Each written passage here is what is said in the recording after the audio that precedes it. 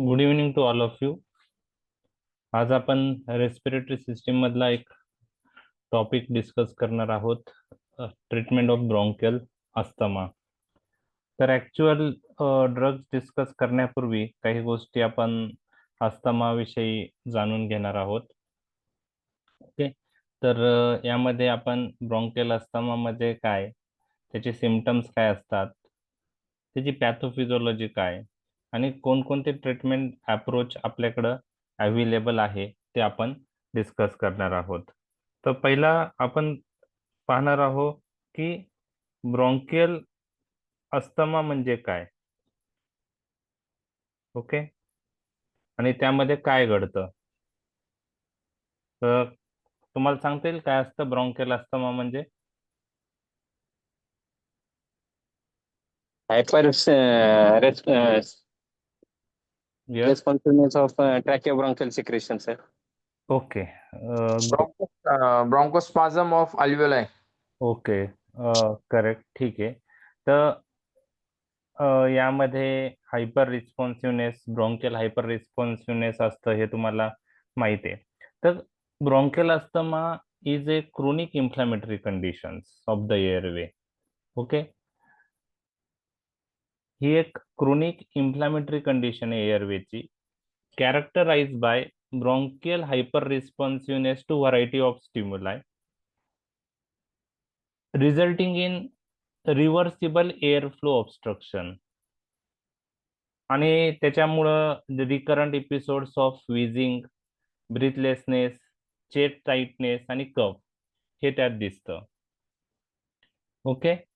तर it is a chronic inflammatory condition, म्हणजे तिथं इन्फ्लॅमेटरी सेलचा रोल आहे हे तुम्हाला लक्षात आलं. तुम्हाला जेव्हा पॅथोफिजिओलॉजी लक्षात येईल त्यावेळेस तुम्हाला तो कसा ट्रीट करतात हे लक्षात येईल. So it is a chronic inflammatory condition. Okay. Characterise by bronchial hyper responsiveness to variety of stimuli. वेगवेगळ्या स्टिम्युलायला ब्रॉन्काय हायपर रिस्पॉन्सिव्हनेस दाखवतो, त्यामुळं it results in reversible air flow obstruction. Reversible airflow obstruction, and due to this obstruction various symptoms seen, and characteristic symptoms is wheezing. Okay. Expiratory wheeze दिसतात auscultation मध्ये, breathlessness, chest tightness, कफ हे त्याचे manifestation आहे. Okay. आता यासाठी काही triggers आहेत का, कोणत्या पेशंटला हे अस्थमाचे चान्सेस जास्त असतात, त्याविषयी काही माहित आहे का तुम्हाला. ट्रिगर्स मध्ये काय काय असू शकतात की ज्याने अस्थमा होऊ शकतो. Smoking. ओके. स्मोकिंगचं जास्त सीओपीडी शी रिलेटेड आहे. ओके. तर मेन इथं हायपर सेन्सिटिव्हिटी रिएक्शन जे असते ना, hyper responsiveness to various stimuli, तर ॲलर्जन इज द मोस्ट इम्पॉर्टंट. ॲलर्जन असतं, हवेत जे ॲलर्जन्स असतात ते ट्रिगर करतात. डस्ट. ओके. काही वेळेस एक्सरसाइज इंड्यूस अस्थमा काही पेशंटला होतो, कोल्ड एअरमुळे असतं, इन्फेक्शन आहे त्यांनी ट्रिगर होतं. ओके. तर हे काही काय म्हणता येईल की रिस्क फॅक्टर आहे किंवा ट्रिगर्स आहेत. ओके. काही ड्रग्ज जे आहेत ते पण अस्थमा प्रेसिपिटेट करू शकतात. ओके. म्हणजे Congenital. Congenital. Congenital asthma, congenital point of view तर नाही म्हणजे मला तरी वाटत नाही कंजेनायटल हे असेल. म्हणजे शेवटी काय आहे की there must be interaction between allergen and antibody, antigen antibody reaction झाली पाहिजे. ठीक आहे. तर ट्रिगर्स मध्ये काही ॲलर्जन्स असतात, हाऊस डस्ट. हेरिडिटरी असतं ना. हेरिडिटरी असू शकतं, फॅमिली हिस्ट्री असेल तर असू शकतो. त्या ॲलर्जीला रिस्क, जर ॲलर्जनला एक्सपोजर असेल तर फॅमिली हिस्ट्री असू शकते. तर कसं हाऊस डस्ट असतील, पोलन्स असतील, ॲनिमल डेंडर असेल, तर त्यांना हायपर सेन्सिटिव्हिटी रिॲक्शन असेल. काही रेस्पिरेटरी इन्फेक्शन मध्ये पण अस्थमाचा अटॅक येऊ शकतो, प्रेसिपिटेट होऊ शकतं, कोल्ड एअर आहे. ओके. सिगरेट स्मोकिंग किंवा ज्या गोष्टी आहेत, सिगरेट स्मोकिंगने जास्त सीओपीडी चे चान्सेस जास्त असतात. ओके. काहींना ऑक्युपेशनल एक्सपोजरमुळे पण होऊ शकतो. तर व्हरायटी ऑफ त्याला कॉजेस आहे, म्हणजे कॉजेस किंवा रिस्क फॅक्टर म्हणू शकतो, किंवा त्या ट्रिगर जे प्रेसिपिटेट काही ड्रग्ज आहेत. Non selective beta blocker propanol आपण बघितला होता. ऍस्पिरिन अस्थमाचा अटॅक प्रेसिपिटेट करू शकतो. तो कसा करतो आपण पाहणारच आहोत. ओके. तर हे सगळे ब्रॉन्कियल अस्थमासाठी ट्रिगर्स आहेत, आणि मग कसं ते घडून येतं ते आपण पाहणार आहोत. तर बेसिक गोष्टी आतापर्यंत मी ज्या डिस्कस केल्या त्यामध्ये काय काय आहे ते मी तुम्हाला सांगतो. तर अस्थमाचा जो मिनिंग आहे, पॅन्टिंग आहे, ग्रीक वर्ड आहे, difficulty in breathing. So it is a chronic inflammatory disease of the airway characterized by hyper responsiveness to the tracheobronchial smooth muscles. एक मिनिट, म्यूट करतो मी. Okay. To variety of stimuli resulting in narrowing of air tubes, म्हणजे broncho constriction होतं. Accompanied by increase mucosal secretion, mucosal secretion वाढतं. There is mucosal oedema formation and mucosal plugging. म्हणजे एक ही chronic inflammatory condition आहे, त्यामध्ये ब्रॉन्कायचं hyper रिस्पॉन्सिव्हनेस दिसून येतं. Variety of stimuli ते मी तुम्हाला सांगितले आता. ओके. व्हेरियस ॲलर्जन असतील, बाकी स्टिम्युलाय पासून आपण डिस्कस केला. आणि it results in narrowing of air tubes, म्हणजे broncho constriction, increase mucosal secretion आणि mucosal oedema plug formation. Mucosal oedema and mucosal plug formation, mucus thick होतं आणि म्युकोजल प्लग फॉर्मेशन होतं. And this is the definition. आता हे कोणी तुम्हाला exam मध्ये फार्मॅक मध्ये विचारणार नाहीये, पण तुम्हाला पहिले त्या डिसीज काय आहे ते जाणून घेणं फार महत्वाचं आहे. तर hyper responsiveness of the bronchi, airway inflammation आणि रिव्हर्सिबल एअरवे ऑब्स्ट्रक्शन, ह्या गोष्टी तुम्हाला त्या अस्थमाच्या डेफिनेशन मध्ये आपण बघितलेल्या आहेत. ओके. आता अजून एक कंडिशन असते, सीओपीडी. ओके. जनरली अस्थमा आणि सीओपीडी हे वेगवेगळे कन्सिडर केले जातात. ओके. आपण त्यात इन्क्लूड करत नाही. मग सीओपीडी हा वर्ड पण तुम्हाला प्रॅक्टिस मध्ये भरपूर वेळा आला असेल, सीओपीडी. ओके. तर सीओपीडीचा लॉंग फॉर्म काय आहे? Chronic obstructive pulmonary disease. Chronic obstructive pulmonary disease. आता क्रोनिक ऑब्स्ट्रक्टिव्ह पल्मनरी डिसीज मध्ये काय होतं की persistent largely irreversible air flow limitation होतं. म्हणजे हा प्रोग्रेसिव्ह असतो सीओपीडी, आणि जे एअरवे ऑब्स्ट्रक्शन आहे ते हळूहळू प्रोग्रेस होतं आणि इरिव्हर्सिबल एअर फ्लो लिमिटेशन होतं. ओके. तर यामध्ये एअरवे रिमॉडेलिंग होतात, आणि त्यामुळं काय होतं की जी रिलॅक्सेशन प्रॉपर्टी आहे ब्रॉन्कायची ती कमी होते आणि एअर फ्लो ऑब्स्ट्रक्शन होतं. तर सीओपीडी मध्ये क्रोनिक ब्रॉन्कायटिस आणि इम्फायझिमा ह्या कंडिशन येतात. ओके. तुम्हाला आता क्रोनिक ब्रॉन्कायटिस वर्ड ऐकला असेल तुम्ही, ठीक आहे. Yes. यामध्ये एक पर्सिस्टंट कफ असतो. Okay. More than equal to 3 months in a year for 2 years जर आपण विचार केला तर क्रोनिक ब्रॉन्कायटिस म्हणजे ब्रॉन्कायचं इन्फ्लामेशन. ओके. क्रोनिक ब्रॉन्कायटिस म्हणजे ब्रॉन्कायचं इन्फ्लामेशन. आता हे सीओपीडी मध्ये येतं क्रोनिक ब्रॉन्कायटिस. यामध्ये म्युकस ग्लँडचं एनलार्जमेंट झालेलं असतं, एक्सेसिव्ह म्युकस प्रोडक्शन झालेलं असतं, आणि दुसरी एक इम्फायझिमा. ऐकलं इम्फायझिमा वर्ड? हो सर. तर इम्फायझिमा आणि क्रोनिक ब्रॉन्कायटिस आपण जनरली सीओपीडी मध्ये इन्क्लूड करतो. तर यामध्ये अल्व्हेओलाई जे असतात त्या एफेक्ट झालेल्या असतात, अल्व्हेओलर वॉलचं डिस्ट्रक्शन झालेलं असतं. ओके. आणि त्या कंडिशन पल्मनर एनलार्जमेंट ऑफ द अल्व्हेओलर अल्व्हेओलायचं झालेलं असतं, परमनंट एनलार्जमेंट, आणि अल्व्हेओलर वॉल डिस्ट्रक्शन झालेलं असतं, आणि त्याच्यामुळं जी कंडिशन डेव्हलप होती तिला आपण इम्फायझिमा असं म्हणतो. तर इम्फायझिमा मध्ये ओके, म्हणजे सीओपीडी मध्ये क्रोनिक ब्रॉन्कायटिस आणि इम्फायझिमा येतं. ह्या दोन गोष्टी तुम्हाला आता लक्षात आलेल्या आहे. आणि सीओपीडी मध्ये जनरली आपण म्हणतो की ब्रॉन्केल अस्थमा इन्क्लूड होत नाही, ब्रॉन्कॅक्टासिस इन्क्लूड होत नाही, सिस्टिक फायब्रोसिस इन्क्लूड होत नाही, इंटरस्टिशियल लंग डिसीज इन्क्लूड होत नाही. तर COPD is equal to chronic bronchitis and इम्फायझिमा.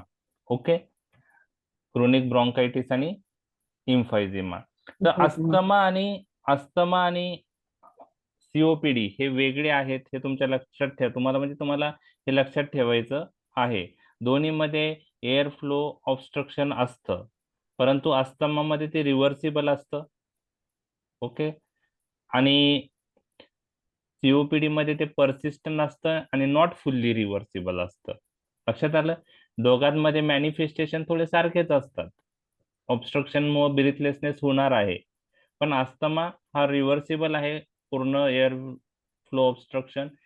COPD मध्ये ऑब्स्ट्रक्शन परसिस्टंट राहतं आणि फुल्ली रिव्हर्स होत नाही. ओके, ठीक आहे. आणि मेनली अस्थमामध्ये एन्व्हायरमेंटल ट्रिगरिंग फॅक्टर्स असतात, ॲलर्जन असतं, त्यांच्यामुळं होतं.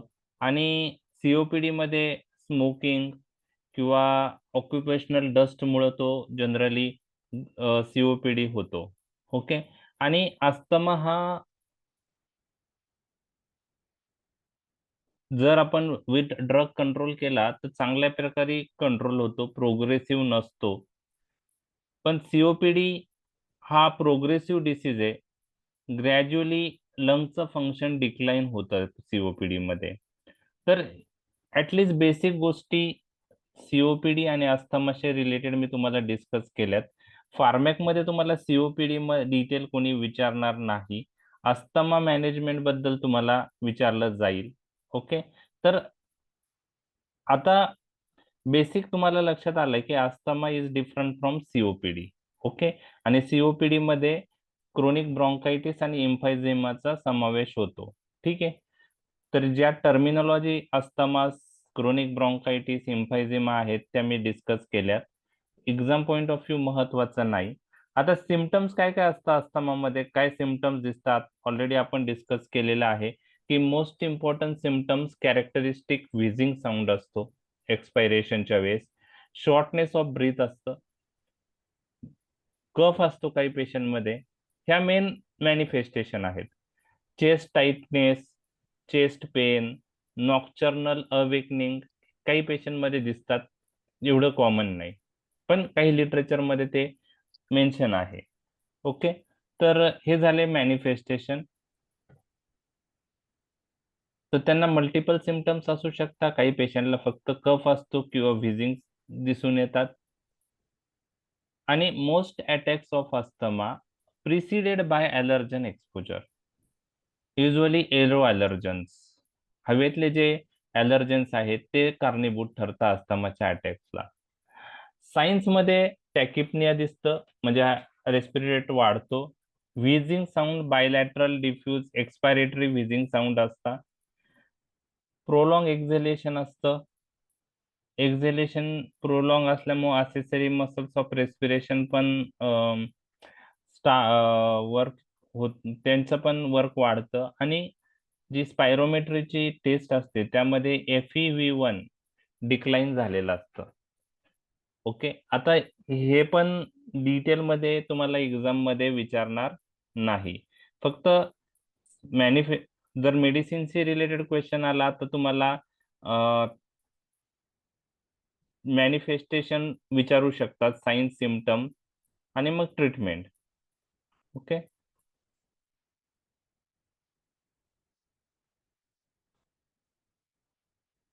रेडिओग्राफिकली युजली नॉर्मल असतो एक्सरे, आणि सिव्हिअर फॉर्म मध्ये hyper inflammation of the chest असतं, फ्लॅटनिंग ऑफ द डायफ्राम असतं.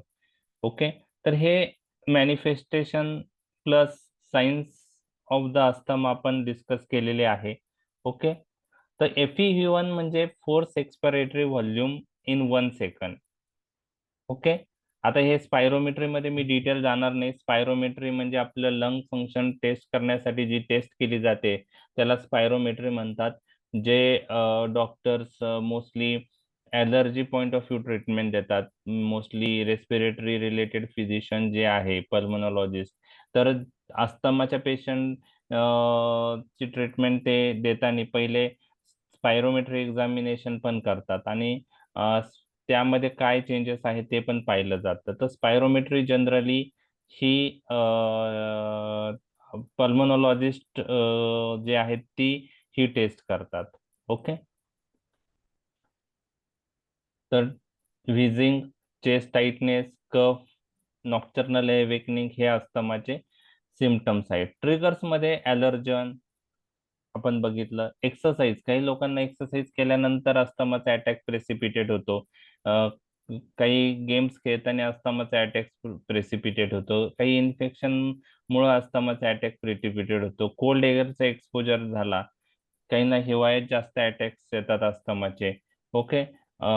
काही एन्व्हायरमेंटल टॉक्झिन्स आहेत, इरिटन्स आहेत, ते अस्थमाचा अटॅक प्रोड्यूस करतात. स्ट्रेस, पेन आणि सम मेडिकेशन, त्यात non steroidal anti inflammatory drug aspirin आहे.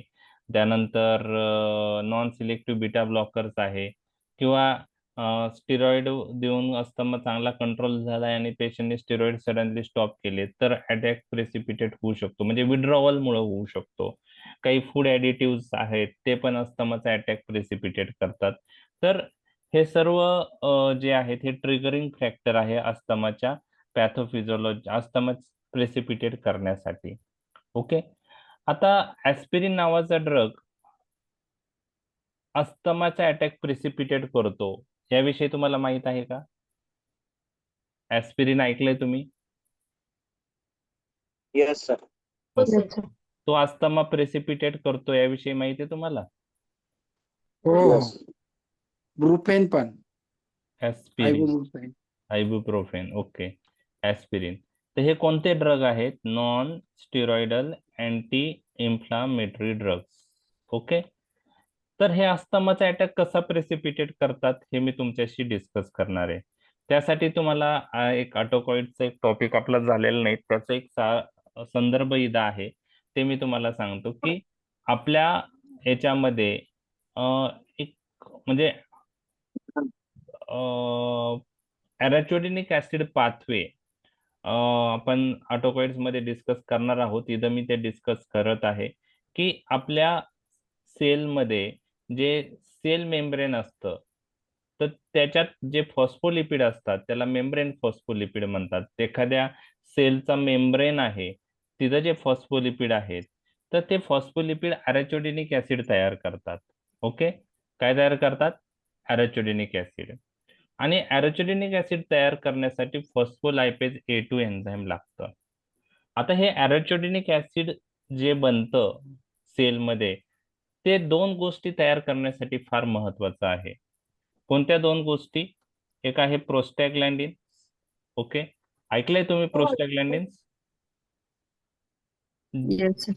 प्रोस्टॅग्लॅन्डिन्स हे पेन, फिवर आणि इन्फ्लामेशन मध्ये त्यांचा रोल आहे. प्रोस्टॅग्लॅन्डिन्स हे पेन इंड्यूस करतात. प्रोस्टॅग्लॅन्डिन हे फिवर इंड्यूस करतात आणि इन्फ्लामेशन इंड्यूस करतात.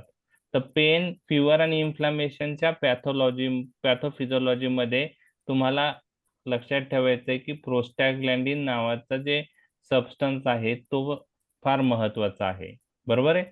ते प्रोस्टॅग्लॅन्डिनमुळे पेन, फिवर आणि इन्फ्लामेशन इंड्यूस होतं. इतकं लक्षात आलं?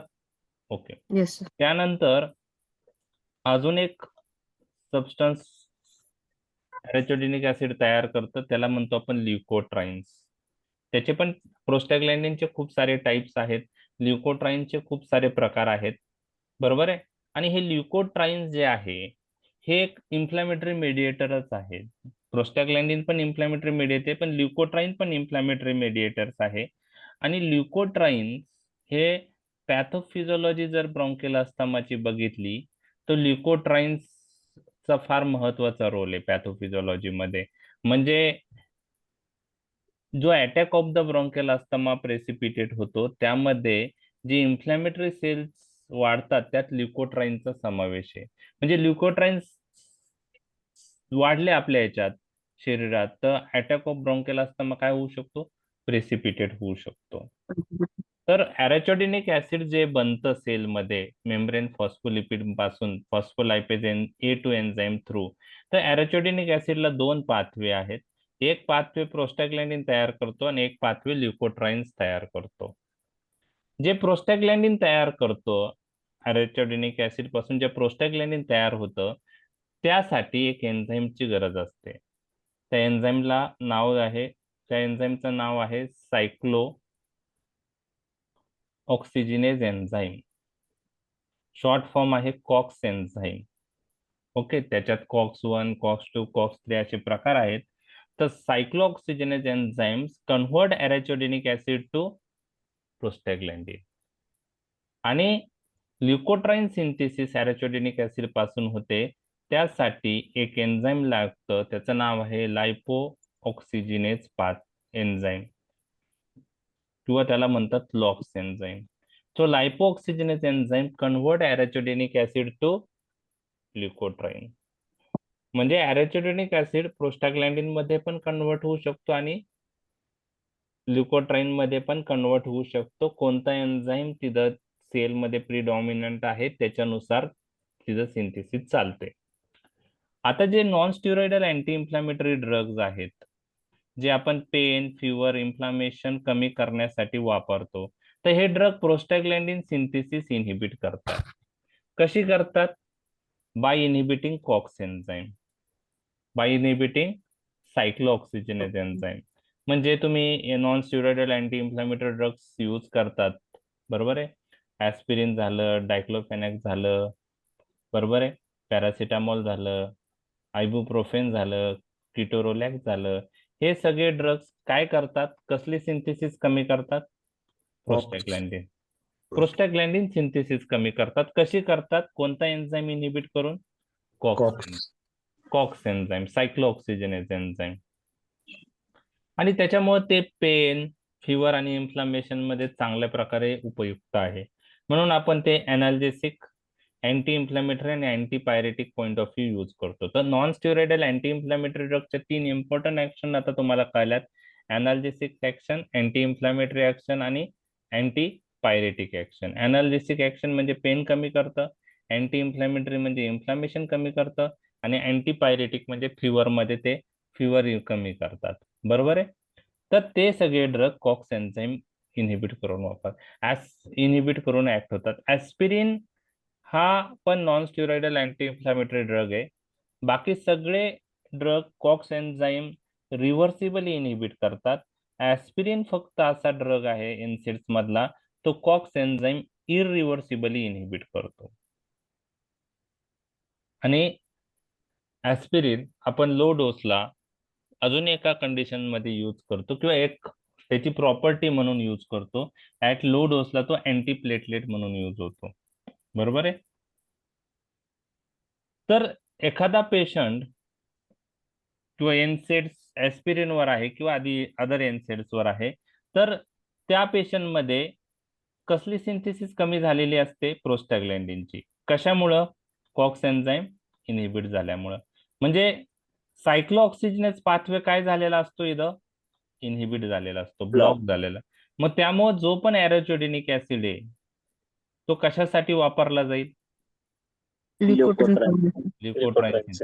आणि त्याच्यामुळे ल्युकोट्राईनची लेवल वाढते आणि अस्थमाच्या पॅथोफिजिओलॉजीमध्ये ल्युकोट्राईनचा सिग्निफिकंट रोल आहे. त्यामुळं ऍस्पिरिन अस्थमाचा अटॅक प्रेसिपिटेट करतो. म्हणून ज्या पेशंटला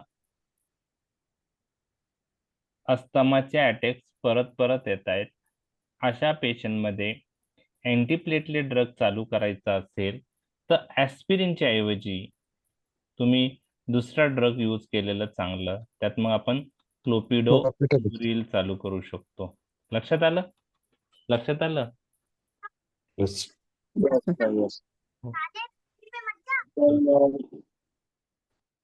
तर पहा तेच दिलंय. ॲरेचोडिनिक ऍसिडने 2 थिंग्स बनतात प्रोस्टॅग्लॅन्डिन आणि leukotriene with the help of cyclooxygenase and lipoxygenase pathway respectively. Aspirin inhibits cyclooxygenase pathway. Prostaglandin synthesis is inhibited, so arachidonic acid is diverted towards leukotriene synthesis and leukotriene synthesis is increased. Okay. अजून काय? Okay, ठीक आहे. लक्षात आलंय? समजलंय? Yes. Yes. Okay. आता आपण asthma कसा अस्थमाचे attack precipitate होतो हे आपण पाहणार आहे. ओके, म्हणजे आपण थोडक्यात एक्झाम पॉइंट ऑफ व्ह्यू हे महत्वाचं नाहीये तुम्हाला बरं का. फार्मॅक पॉइंट ऑफ व्ह्यू आतापर्यंत आपण डिस्कस केलेलं एक्झाम मध्ये काही तुम्हाला याच्यातलं लिहायचं नाही, फक्त एक नॉलेज पॉइंट ऑफ व्ह्यू आणि अंडरस्टँडिंग पॉइंट ऑफ व्ह्यू. आता ड्रग्स कोणकोणते यूज होतात त्याच्या आधी तुम्हाला पॅथोफिजिओलॉजी ऑफ अस्थमा माहित असणं गरजेचं आहे. म्हणजे अस्थमाचा अटॅक प्रेसिपिटेट होताना ह्या गोष्टी कशा घडतात, बरोबर आहे. आपल्या लक्षात आलं pathology point of view chronic inflammatory condition आहे, एअरवे हायपर रिस्पॉन्सिबलनेस आहे, okay, reversible air flow obstruction आहे. क्वेरी आहे का कोणाला सर? कोणी? Yes, sir. हा बोला ना. सर मग ल्युकोट्राईन ते मॉन्टेल्युकस त्यातच काम करतं ना, ल्युकोट्राईन रिसेप्टर येस अँटागोनिस्ट म्हणून. येस येस लॉंग टर्म आता असतं म्हणून. लॉंग टर्म अस्थमात यूज करतं, बरोबर आहे. मग ते ल्युकोट्राईन जे Okay. तयार होतं ते ल्युकोट्राईन रिसेप्टरवर ऍक्ट होतं आणि hyper inflammation, mucosal secretion, mucosal plug formation तयार करतं. त्याच्यात त्याचा रोल आहे. मग आता ल्युकोट्राईन जो तयार होतंय, रिलीज होतंय, तर ल्युकोट्राईन त्याचं कार्य ल्युकोट्राईन रिसेप्टर थ्रू करतं. मग ल्युकोट्राईन रिसेप्टर ब्लॉक जर केले आपण, बरोबर आहे, तर ल्युकोट्राईन त्या रिसेप्टरवर ऐकणे झालं तर त्याचं काम होणार आहे का? नाही. त्याचं कार्य Okay. होण्यासाठी ल्युकोट्राईनला ल्युकोट्राईन रिसेप्टरवर ऍक्ट होणं लागतं. तुम्हाला मी सांगितले की एखादा कोणताही एंडोजिनस सबस्टन्स असेल तो त्याचं काम करताना काही एंडोजिनस सबस्टन्स रिसेप्टर थ्रू करतात. तसं ल्युकोट्राईन आपल्या शरीरात रिलीज झाल्यावर तो त्याचं कार्य कसं करणार? त्याच्या रिसेप्टरवर ऍक्ट होतं, त्याला ल्युकोट्राईन रिसेप्टर म्हणतात. ओके, Okay, तर sir. त्याच्या थ्रू ते ऍक्ट होतं आणि मग ज्या मॅनिफेस्टेशन आहे जे ब्रॉन्केल हायपर रिस्पॉन्सिव्हनेस, म्युकस सिक्रिशन, त्या गोष्टी घडतात. मग ल्युकोट्राईन रिसेप्टर जर ब्लॉक केले आपण तर ल्युकोट्राईनची ऍक्शन होणार नाही, Yes. बरोबर आहे. मग त्यासाठी मॉन्टी लुकास, झापीर लुकास, प्राण लुकास असे ड्रग यूज करतो. Okay, sir. अजून एक वे आहे ल्युकोट्राईनची ऍक्शन कमी करायला. आपण लायपोऑक्सिजिनस पाथवे इनहिबिट केला तर, म्हणजे अरेच्युडेनिक Yes. ऍसिड पासून ल्युकोट्राईन बनूच नाही दिले, त्यासाठी आपल्याला कोणता एन्झाईम इनहिबिट करणारा ड्रग द्यावा लागेल? Locks Lox enzyme. syndrome. त्याच्यासाठी त्यासाठी ड्रग अवेलेबल आहे. झायल्युटॉन नावाचा ड्रग अवेलेबल आहे, पण आपण तो यूज करत नाही कारण त्याचा हिपॅटोटॉक्झिसिटी हा मेजर ऍडव्हर्स इफेक्ट आहे. त्यामुळं आपण लॉक्स एन्झाईम इनहिबिट करण्यापेक्षा मग लॉक्सची ऍक्शन जी LT1 रिसेप्टर होते, ल्युकोट्राईन रिसेप्टर थ्रू होती, ह्या रिसेप्टरला ब्लॉक करणारे ड्रग यूज करतो क्रोनिक अस्थमामध्ये, मॉन्टिल्युकास, झापिरलुकास. तर ते पुढे येईल तुम्हाला. आता आपण पॅथोफिजिओलॉजी जेव्हा डिस्कस करू ना त्यावेळेस तुम्हाला अजून क्लिअर होईल. तर तुम्हाला पॅथोफिजिओलॉजी लक्षात आली, ओके, तर तुम्हाला जास्त गोष्टी कळणार आहे. ओके, तर यामध्ये काय असतं पहा की अस्थमामध्ये हे मल्टीफॅक्टोरियल आहे. Genetic, environmental, inflammatory, immunological, okay, developmental, खूप सारे फॅक्टर येतात. ओके, त्यामध्ये दोन प्रकारचे अस्थमा आहे, एक्सट्रिन्सिक. आता हे डिटेलमध्ये जायची गरज नाही, एक्सट्रिन्सिक आणि इंट्रिन्सिक. एक्सट्रिन्सिक म्हणजे it is related with history of allergy. Intrinsic अस्थमात ॲलर्जीची हिस्ट्री प्रेझेंट नसते. एक्सट्रिन्सिक अस्थमा हा इपिसोडिक असतो, म्हणजे डिपेंडिंग ऑन द सीझन तो काही पेशंटला अटॅक येतात. आणि इंट्रिन्सिक अस्थमा हा वर्षभर राहू शकतो, पेरिनियल. आता हे ॲलर्जिक कंडिशन असल्यामुळे IgE ची लेवल यामध्ये वाढलेली असते. इंट्रिन्सिक अस्थमामध्ये ती वाढलेली नसते. आणि जे सिव्हिअर फॉर्म ऑफ अस्थमा आहे, स्टॅटस अस्थमॅटिकस, तो इंट्रिन्सिक अस्थमामध्ये जास्त दिसून येतो. आता यामध्ये पॅथोफिजिओलॉजी मध्ये हे थोडक्यात समजून घ्यायचंय, डिटेलमध्ये जायचं नाहीये, लक्षात घ्या. तर काय घडतं ते मी तुम्हाला सांगणार आहे आणि त्याच्यामुळे कशा कशा गोष्टी घडू शकतात ते मी तुम्हाला सांगणार आहे. तर सर्वात महत्वाचा जो फॅक्टर आहे तो ट्रिगरिंग फॅक्टर, त्यामध्ये ॲलर्जन्स आलेत, कोल्ड एअर आहे, एक्सरसाइज आहे, काही जणांना गॅस्ट्रोइसोफेजियल रिफ्लेक्स मुळे पण अटॅक प्रेसिपिटेट होऊ शकतो, पोल्युटन्स आहे, काही ड्रग्ज आहे, इन्फेक्शन असेल, तर ह्या सर्वांमुळं अस्थमाचा अटॅक प्रेसिपिटेट होतो. तर यामध्ये काय होतं की मास्ट सेलचं डिग्रॅन्युलेशन होतं. आता मास्ट सेल आपल्या शरीरात सर्व ठिकाणी आहेत. तर मास्ट सेलचं डिग्रॅन्युलेशन झाल्यावर काय होतं, आता पहिल्यांदा काय होतं की ज्यावेळेस ॲलर्जन आपल्या बॉडीला एक्सपोज होतात, आपली बॉडी ॲलर्जनला एक्सपोज होते आपण म्हणूया, तर त्याच्या अगेन्स्ट अँटीबॉडी बनतात. ओके, म्हणजे एखादा ॲलर्जन बॉडीच्या कॉन्टॅक्ट मध्ये आला तर तो अँटीजन म्हणून ऍक्ट होतो आणि तो अँटीबॉडी प्रोडक्शन करतो, IgE. ओके, आणि ही IgE काय करते, ही IgE अँटीबॉडी मास्ट सेलला जाऊन बाइंड होते, मास्ट सेलला जाऊन बाइंड होते. ज्यावेळेस ॲलर्जनचा एक्सपोजर परत होतो, री एक्सपोजर, ओके, त्यावेळेस तो ॲलर्जन डायरेक्ट त्या अँटीबॉडीला जाऊन बाइंड होतो, अँटीजन अँटीबॉडी रिॲक्शन घडून येते आणि हे मास्ट सेलचं आहे ना डिग्रॅन्युलेशन होतं, हे मास्ट सेलचं डिग्रॅन्युलेशन होतं. म्हणजे अस्थमाच्या अटॅक मध्ये सर्वात महत्वाचा रोल कसला आहे, मास्ट सेल डिग्रॅन्युलेशन. म्हणजे मास्ट सेल मध्ये जे ग्रॅन्युल्स असतात ते रिलीज होतात, मास्ट सेल डिग्रॅन्युलेशन. आता ह्या मास्ट सेल मध्ये काय काय असतं, तर मास्ट सेल मध्ये हिस्टामाइन असतात, ल्युकोट्राईन असतात, ओके, प्लेटलेट ऍक्टिव्हेटिंग फॅक्टर असतात, प्रोस्टॅग्लॅन्डिन असतात. परंतु प्रोस्टॅग्लॅन्डिनचा एवढा रोल नाही, जास्त ल्युकोट्राईनचा रोल आहे, हे मी तुम्हाला सांगितलं. तर हे केमिकल मेडिएटर रिलीज होतात, इन्फ्लॅमेटरी मेडिएटर रिलीज होतात, लक्षात आलं. म्हणजे मास्ट सेल डिग्रॅन्युलेशन झाल्यामुळं हिस्टामाइन रिलीज होईल, ल्युकोट्राईन रिलीज होईल, प्रोस्टॅग्लॅन्डिन रिलीज होईल. आणि हे जे आहेत केमिकल मेडिएटर्स, हे काय करतात, हे काय करतात, ब्रॉन्को कॉन्स्ट्रिक्शन करतात. ओके, तर लगेच 15 ते 30 मिनिटात ब्रॉन्को कॉन्स्ट्रिक्शन घडतं. त्याचप्रमाणे हे जे मेडिएटर्स आहेत हे इपिथेलियल सेल डॅमेज करतात. आता हे काही तुम्हाला लक्षात ठेवायचं नाही आहे. म्युकोजल सिक्रेशन वाढवतात, म्युकोजल इडिमा वाढवतात, ओके, आणि त्याच्यामुळे ब्रॉन्कियल हायपर रिस्पॉन्सिव्हनेस येतो आणि ब्रॉन्को कॉन्स्ट्रिक्शन होतं, त्याला लेट अस्थमॅटिक रिस्पॉन्स म्हणतात. ओके, तर ते मेडिएटर स्वतः पण ब्रॉन्को कॉन्स्ट्रिक्शन करतात जाऊन, हिस्टामाइन रिसेप्टरला ऍक्ट होईल, ल्युकोट्राईन रिसेप्टरला ऍक्ट होईल, बरोबर आहे.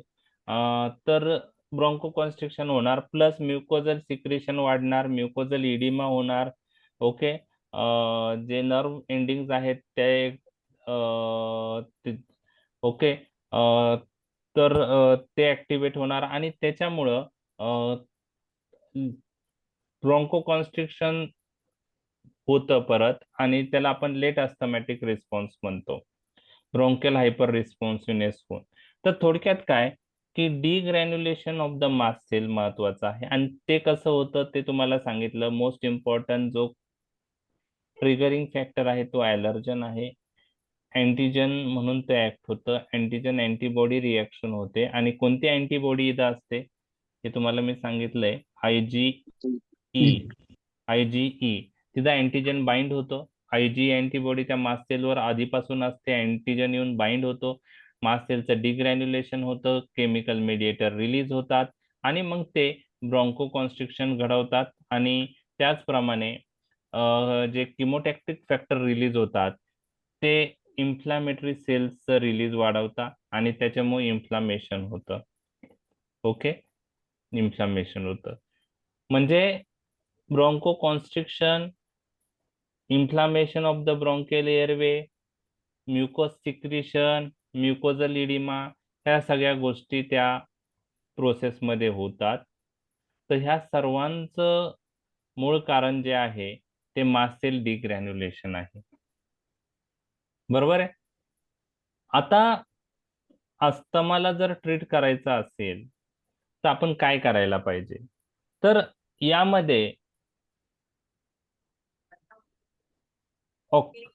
ब्रॉन्कोडायलेटेशन पॉइंट ऑफ व्ह्यू फार महत्वाचा पॉइंट तो आहे की सिम्टमॅटिक इम्प्रुव्हमेंट जर करायची असेल पेशंटमध्ये तर आपल्याला ब्रॉन्कोडायलेटर्स लागतात.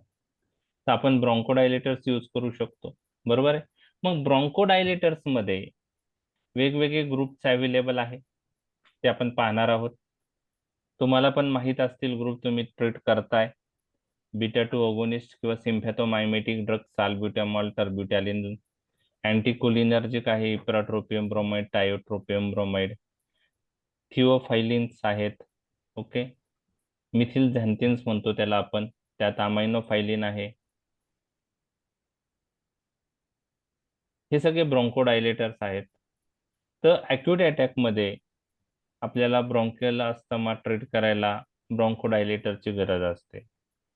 तर ब्रॉन्कोडायलेटर्स काय करणार आहेत? ब्रॉन्कायचं डायलेटेशन करणार आहे म्हणजे ते सिम्टमॅटिक इम्प्रुव्हमेंट पेशंट मध्ये करतील. बरोबर आहे. पण जो डिसीज आहे त्याच्यावर काही ऍक्शन आहे का त्यांची? नाही. नाही. नाही. मग त्यासाठी आपल्याला बाकीचे ड्रग्स पण गरज पडली तर यूज करावं लागतात. बरोबर आहे. त्यामध्ये इन्फ्लामेशन कमी करायचं असेल तर तुम्हाला अँटी इन्फ्लॅमेटरी प्रॉपर्टीवाले ड्रग देणं गरजेचं आहे. बरोबर आहे. त्यात मग आपण कॉर्टिकोस्टेरॉइड यूज करतो. तुम्हाला सर्वांना कॉर्टिकोस्टेरॉइड्स माहित आहे जे इनहेलेशनल रूटने आपण यूज करतो. त्यांची नावं तुम्हाला माहित असतील. येस. तर इनहेलेशनल बुडेसोनाइड, बेक्लोमिथॅझोन, फ्लुटिकॅसोन. तर ते ब्रॉन्कोडायलेटर नाही, ते कॉर्टिकोस्टेरॉइड. पहिलं वाक्य त्यात लिहायचं, these are not bronchodilators, these are anti inflammatory drugs. Acute attack मध्ये त्यांचा काही रोल नाहीये. आपण क्रोनिक अस्थमाच्या पेशंटला यूज करतो ते. बरोबर आहे. येस. जर नाही इफेक्ट आला तर ओरली कॉर्टिकोस्टेरॉइड द्यावं लागतं. सिव्हिअर अस्थमा असेल, पेशंटला ऍडमिट केलं असेल तर आयव्ही पण कॉर्टिकोस्टेरॉइड आपल्याला काही पेशंटला द्यावं लागतात स्टॅटस अस्थमॅटिकसला. तर ते अँटी इन्फ्लॅमेटरी आहे ते. बरोबर आहे. जे इन्फ्लॅमेटरी मेडिएटेड रिलीज करतायत ते होऊ देणार नाही. बरोबर आहे. तर कॉर्टिकोस्टेरॉइड आहे. तुम्ही ऑलरेडी मला सांगितलं एक ग्रुप ल्युकोट्राईन जे रिलीज होतं ते ल्युकोट्राईन रिसेप्टरवर ऍक्ट होतात. तर ते रिसेप्टर ब्लॉक करणारे ड्रग आहे. मॉन्टिलुकास्ट, झापिरलुकास, प्राणलुकास, ते पण आपण क्रोनिक अस्थमात यूज करतो. बरोबर आहे. या व्यतिरिक्त कोणते ड्रग माहिती आहे का तुम्हाला? अँटीहिस्टॅमिनिकचा रोल आहे. अँटीहिस्टॅमिनिकचा रोल एवढा नाहीये कारण जे इम्पॉर्टंट मेडिएटर्स आहे बाकी. अँटीहिस्टॅमिनिकने काय होतं, अँटीहिस्टॅमिनिक्स काय करतील, ब्रॉन्कोडायलेटेशन करतील. बरोबर आहे. पण ते फक्त हिस्टॅमाइन इंड्यूस ब्रॉन्को कॉन्स्ट्रिक्शन होऊ देणार नाही. ब्रॉन्को कॉन्स्ट्रिक्शन ल्युकोट्राईननी पण होतं ना, हो. ते रिव्हर्स नाही होणार. म्हणून अँटीहिस्टॅमिनिक्स पेक्षा इपेट्रोमेम ब्रोमाइड पॅरासिम्पेटोलायटिक्स. ओके ते पण आहे. पॅरासिम्पॅथोलायटिक ते तर यूज करतो. तर आपण काय करतो की एक ऍड्रेनालिनच्या ग्रुप मधले ड्रग यूज करतो, साल्ब्युटामॉल, टर्ब्युटॅलिन, बरोबर आहे, बीटा 2 अगोनिस्टिक. तर ते ब्रॉन्को कॉन्स्ट्रिक्शन कोणत्याही मेकॅनिझमने होऊ द्या, ते सगळं रिव्हर्स करतं. ब्रॉन्कोडायलेटरी इफेक्ट त्यांचा चांगला आहे. तर अँटीहिस्टॅमिनिक्स ॲज सच आपण यूज करत नाही. बरं, तुम्हाला आता ब्रॉन्कोडायलेटर्स माहिती आहे, कॉर्टिकोस्टेरॉइड्स माहिती आहे आणि ल्युकोट्राईन अँटागोनिस्ट माहीत आहेत. एवढे ड्रग्स तुम्हाला माहीत आहेत. आता काही drug day to day clinical practice मध्ये यूज होत नाही, पण आता क्लासिफिकेशन मध्ये मेन्शन आहे. हे जे मास्ट सेल आहे, ओके, मास्ट सेल, तर इथं अँटीजन बाइंड झाल्यावर अँटीबॉडीला याचं काय होतं, मास्ट सेल डिग्रॅन्युलेशन, मग ते इन्फ्लॅमेटरी मेडिएटर्स रिलीज होतात, बरोबर आहे. जर आपण एखादा असा ड्रग दिला जो मास्ट सेलला स्टॅबिलाइज करेल अच्छा.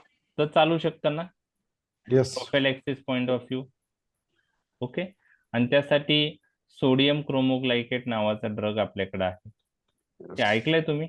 नाही येस ऐकलंय. ऐकलाय. तर तो मास्ट सेलला स्टॅबिलाइज करतो, तो पण प्रोफिलॅक्सिस पॉइंट ऑफ व्ह्यू आहे.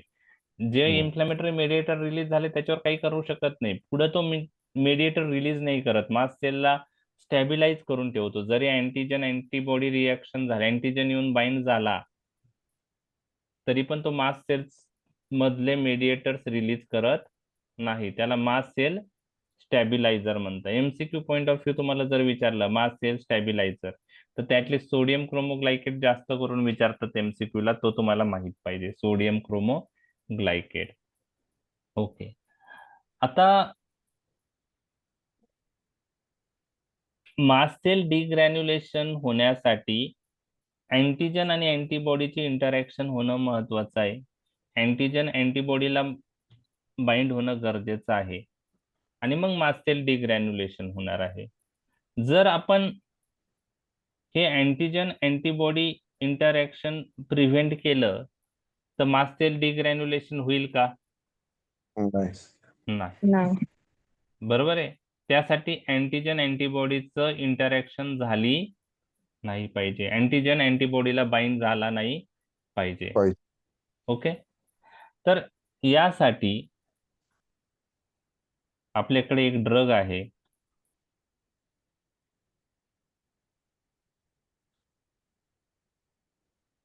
ऐकलंय तुम्ही? हे मोनोक्लोनल अँटीबॉडी आहे, मोनोक्लोनल अँटीबॉडी. आता खूप सारे डिसीजेस मध्ये मोनोक्लोनल अँटीबॉडीज यूज केले जातात. जनरली त्या ड्रगचं स्पेलिंग मॅबनी एंड होतं, MAB.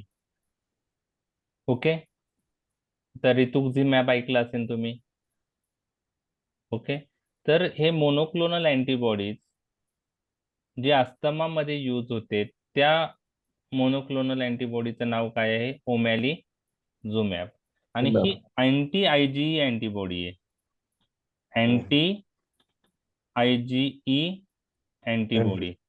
म्हणजे ते IgA ला जाऊन बाइंड होईल आणि IgA बाइंडिंग अँटीजन बरोबर होऊ देणार नाही, म्हणजे IgA ला ते न्यूट्रलाइज करेल, बरोबर आहे, अँटी IgE अँटीबॉडी. त्यामुळे अँटीजन अँटीबॉडीची इंटरॅक्शन होईल का? नाही, कारण अँटीबॉडी ब्लॉक झालेले. कशाने? Anti IgE अँटीबॉडीने. तर हे मोनोक्लोनल अँटीबॉडी आहे, ती IgE च्या अगेन्स्ट वर्क करते, तिला जाऊन बाइंड करते आणि त्यामुळे IgE ब्लॉक होऊन जातो, तो अँटीजन बरोबर इंटरॅक्ट होत नाही. आणि अँटीजन अँटीबॉडीचं इंटरॅक्शन नाही झालं तर मास्ट सेल डिग्रॅन्युलेशन होईल का? नाही. तर हे ड्रग आपण रिझर्व ड्रग म्हणून ठेवतो, प्रत्येक पेशंटला यूज नाही करत. जर अस्थमाचा अटॅक फार सिव्हिअर रिकरंट येत असेल तर आपण हे देतो, त्याची कॉस्ट जास्त आहे, बरोबर आहे. तर day to day clinical practice मध्ये त्याचं नाव तुम्ही ऐकलं नसेल, ओमॅलिझुमॅब ऐकलं होतं? नाही. ओके. नाही सर. नाही, सबक्युटॅनियसली देतात तो ड्रग. तर आता हे तुम्हाला जर पॅथोफिजिओलॉजी समजली तर तुम्हाला लक्षात आलं की ब्रॉन्कोडायलेटेशन पॉइंट ऑफ व्ह्यू कोणते ड्रग द्यायचे, इन्फ्लामेशन प्रिव्हेंट करायला किंवा प्रोफॅलेक्सिस पॉईंट ऑफ व्ह्यू कोणते ड्रग द्यायचे, तर ते तुम्हाला लक्षात येतात. म्हणजे आपण जे कॉर्टिकोस्टेरॉइड देतो, ल्युकोट्राईन अँटागोनिस्ट देतो, मास्ट सेल स्टॅबिलायझर देतो, ते सगळे क्रोनिक अस्थमामध्ये प्रोफॅलेक्सिस पॉईंट ऑफ व्ह्यू देतो, होऊ नये म्हणून. बरोबर आहे. किंवा जो तरी क्रोनिक अस्थमा आहे तो इम्प्रूव्ह व्हावा म्हणून. ऍक्यूट अटॅकला आपल्याकडे ब्रॉन्कोडायलेटर हाच पर्याय आहे. म्हणजे सिम्पटमॅटिक इम्प्रूव्हमेंट पहिले आपल्याला लागतं. तर आता ड्रग्स कोणते यूज होतात ते मी डिस्कस करतोय आणि आपण पहिला ग्रुप पाहूया, ब्रॉन्कोडायलेटर. सर हा हा हेट्राजन वापरत होतो आपण इओसिनोफिलिया मध्ये. कोणता? हेट्राजन डायथिल कार्बामॅझिन हो, इओसिनोफिलियासाठी. ओके. आता काय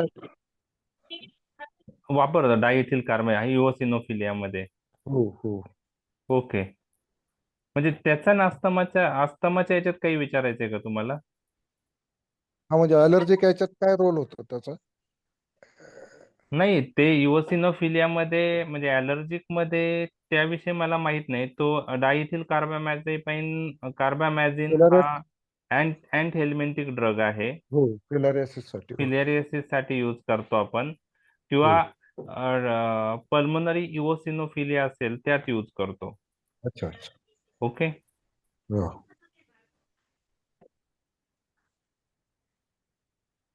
तर तो त्याचा अस्थमामध्ये नाही यूज होत तो.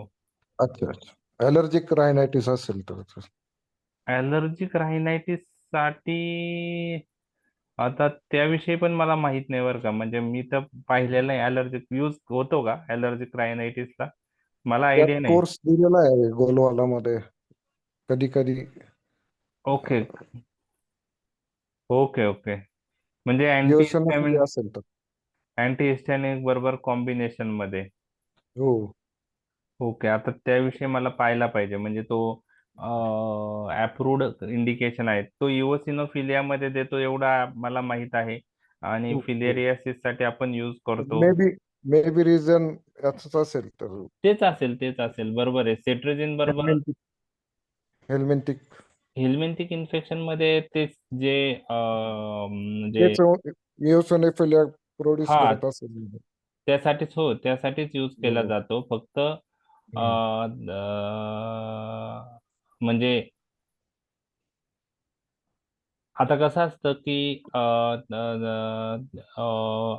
ॲलर्जिक कंडिशन जे आहे, ओके, ॲलर्जिक कंडिशन साठी आपण जे सेट्रिजिन किंवा बाकी अँटीहिस्टॅमिनिक्स देतो, तर ते जास्त यूज करतात. परंतु असं रायनायटिस साठी सेट्रिजिन बरोबर कॉम्बिनेशन त्याचा यूज मी जास्त नाही पाहिला. मला सर्च करावं लागेल किती यूज केलं जातं, काय जातं. बाकी आपल्याला फिलेरियासिस साठी माहिती आहे, किंवा पल्मोनरी इओसिनोफिलिया नावाची कंडिशन असते त्यात यूज केला जातो. ओके.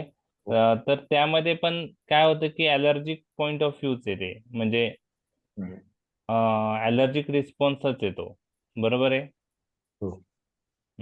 जे फिलेरियल पॅरासाइट्स असताना लंग्स मध्ये, तर त्या मायक्रोफिलेरियल पॅरासाइटला जो रिस्पॉन्स येतो तो त्यालाच आपण ट्रॉपिकल पल्मोनरी इओसिनोफिलिया म्हणतो बहुतेक. ते ॲलर्जीला एक कंडिशन आहे, मग त्यात ते डीएसीचं यूज आहे, पण अस्थमात तर नाहीये. अच्छा. ठीक. तर ब्रॉन्कोडायलेटर तुम्हाला शॉर्ट नोट म्हणून अस्थमामध्ये हॅलो. हॅलो. हा सर. हा बोला ना. काही क्वेरी आहे का? हॅलो. हा बोला ना सर. हा मध्येच अनमोडी झालं हा. होतं. अलर्जिक अस्थमामध्ये इओसिनोफिल काउंट वाढतो आणि मग त्यावेळेला हेट्राजेन 100 मिलीग्रॅम 1 TDS फॉर 21 डेज देतात. हेट्राझिन हेट्रा हे आता काय म्हटलं ते डीसी हेट्राजेन 21 डेज. 21 डेज 100 मिलीग्रॅम मध्ये. ओके. हा असे म्हणजे ते कन्सल्टंट देतात ते हेट्राजेन 21 days 1 TDS 1 TDS. 1 TDS okay म्हणजे ते 63 टॅबलेट्स. ओके. म्हणजे ब्रॉन्केल अस्थमाच्या पेशंटला इओसिनोफिलिया असेल तर हा असेल तर मग तो ॲलर्जिक असेल कुठला असेल त्या टाईप मध्ये आणि त्याचा काउंट इओसिनोफिल का वाढला तर मग त्याच्यामध्ये देतात हेट्राझेन. ओके ओके ओके ठीक आहे. म्हणजे ते इओसिनोफिलिया असेल जास्त तर आपण ते हेट्राजिन तरच. देतो. Okay okay. नाही हा आता इओसिन म्हणजे ॲलर्जिक कॉम्पोनंट मध्येच आता इओसिनोफिल काउंट वाढतो ते पण आहे. मग आता हा प्रत्येक ॲलर्जिक कंडिशन मध्ये आपण हेट्राजिन नाही देत ना. नाही. ओके ठीक आहे. ओके. चालेल ओके.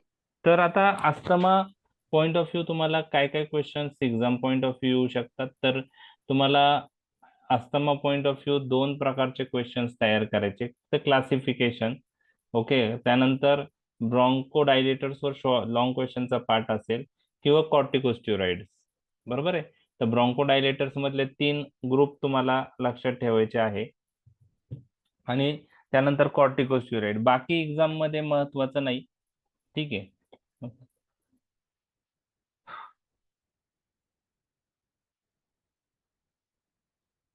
ओके. तर त्यामध्ये ब्रॉन्कोडायलेटर्स मध्ये पहिला ग्रुप जो आहे तो आहे सिम्पॅथोमायमेटिक ड्रग. त्यालाच ॲड्रेनर्जिक ड्रग असं म्हणतात. त्यामध्ये 2 प्रकारचे ड्रग असू शकतात.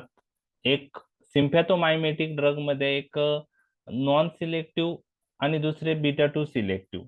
तर ब्रॉन्कोडायलेटर मध्ये sympathomimetic point of view beta 2 selective ड्रगची गरज असते. नॉन सिलेक्टिव्ह मध्ये इफिड्रिन आहे. तुम्ही काही जण ॲड्रेनालिन पण यूज करतात आणि बीटा 2 अगोनिस्ट जे आहेत ते जास्त पॉप्युलर आहेत आणि त्यामध्ये काही शॉर्ट ऍक्टिंग आहे आणि काही लॉंग ऍक्टिंग आहे. तर शॉर्ट ऍक्टिंग बीटा 2 अगोनिस्ट आणि लॉंग ऍक्टिंग बीटा 2 अगोनिस्ट असे 2 ग्रुप काही बुक्स मध्ये दिलेत. तुम्हाला ते ग्रुपचे नावं नाही आठवले ग्रुपचा शॉर्ट ऍक्टिंग आणि कोणते ड्रग कशात तर तुम्ही डायरेक्ट बीटा 2 अगोनिस्टची नावं लिहा तरी चालू शकतात. तर सिम्पॅथोमायमेटिक्स हे ड्रग ऑफ चॉईस म्हणू शकतो आपण. त्यामध्ये बीटा 2 अगोनिस्ट कारण ते फास्ट ऍक्टिंग आहेत. अँटीकोलिनरचे इप्राट्रोपियम ब्रोमाइड, टायोट्रोपियम ब्रोमाइड हे आपण ऍज ए अस्थमासाठी ड्रग ऑफ चॉईस नाही म्हणत.